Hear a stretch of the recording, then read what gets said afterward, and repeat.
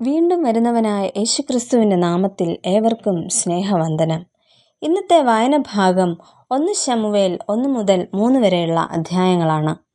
ഇന്നത്തെ കുറിവാക്യം ന്യായാധിപന്മാർ 6-ാം അധ്യായം 24-ാം വാക്യം. ഗിദെയോൻ അവിടെ യഹോവയ്ക്ക് ഒരു യാഗപീഠം പണിതു.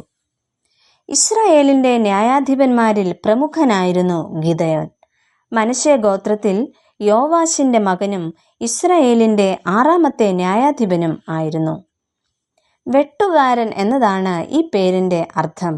ധീരനായ യോദ്ധാവ് എന്ന ഒരു അർത്ഥവും ഈ പേരിന് ഉണ്ട്.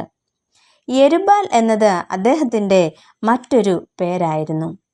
എന്നാൽ പിതാവായ യോവാശിന് ഒഫ്രയിൽ ബാൽ ദേവന് വേണ്ടിയുള്ള ബലിപീഠവും അശേര പ്രതിഷ്ഠയും ഉണ്ടായിരുന്നു. അത് ന്യായാധിപന്മാർ 6-ാം അധ്യായം 25-ാം വാക്യത്തിൽ നമുക്ക് കാണാം. ഇതിൽ നിന്നും അദ്ദേഹം, അതായത് പിതാവ്, കനാന്യ ദേവന്മാരെ ആരാധിച്ചിരുന്ന വ്യക്തിയാണ് എന്ന് നമുക്ക് മനസ്സിലാക്കാം. എന്നാൽ ഈ പശ്ചാത്തലത്തിൽ ജീവിച്ച ഗിദെയോൻ എങ്ങനെയാണ് ന്യായാധിപനായി തീർന്നത് എന്ന് നമുക്ക് നോക്കാം. ഒന്നാമതായി, ദൈവവിളി ഗിദെയോന് ഉണ്ടാകുന്നു. ഇസ്രായേല്യരുടെ വിളവെടുപ്പ് കാലത്ത് മിദ്യാന്യരും അമാലേക്യരും കിഴക്കേ ദേശക്കാരും ഇവരെ ആക്രമിച്ച് കൊള്ള ചെയ്യുമായിരുന്നു. എന്നാൽ മിദ്യാന്യരുടെ ആക്രമണം ഏറ്റവും കൂടുതൽ നേരിടേണ്ടി വന്നത് മനശ്ശെ എഫ്രയീം ഗോത്രക്കാർക്ക് ആയിരുന്നു. അതിനാൽ മിദ്യാന്യരെ ഭയന്ന് അവർ കൃഷിയിടങ്ങളിൽ നിന്ന് മാറി ഗുഹകളിലും മറ്റു ഉയർന്ന പ്രദേശങ്ങളിലും ഒളിച്ച് താമസിച്ചിരുന്നു.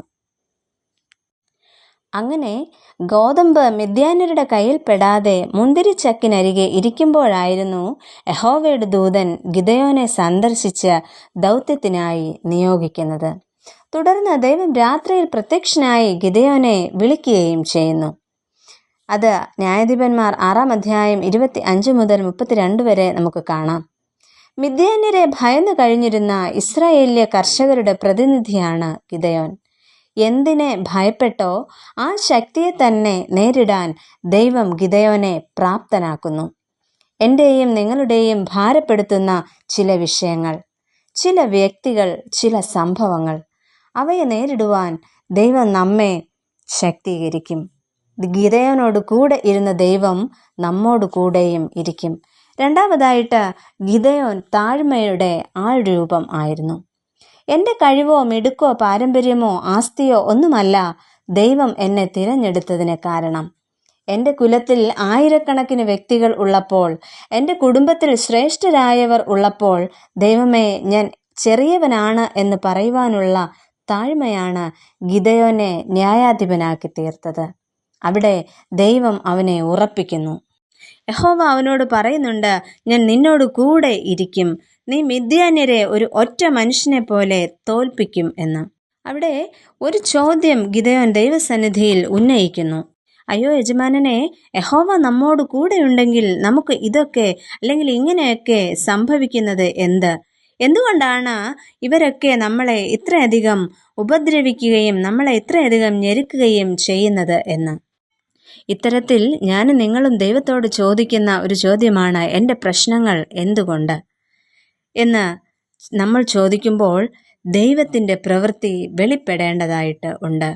ദൈവം നമ്മോട് പറയുന്നു, നിന്റെ ഈ ബലത്തോടെ പോക, നിന്റെ പ്രശ്നങ്ങളിൽ ഞാൻ നിന്നോട് കൂടെ ഇരിക്കും. ഈ പ്രഭാതത്തിൽ കൂടെ ഇരിക്കുന്ന ആ ദൈവത്തെ നാം തിരിച്ചറിയണം.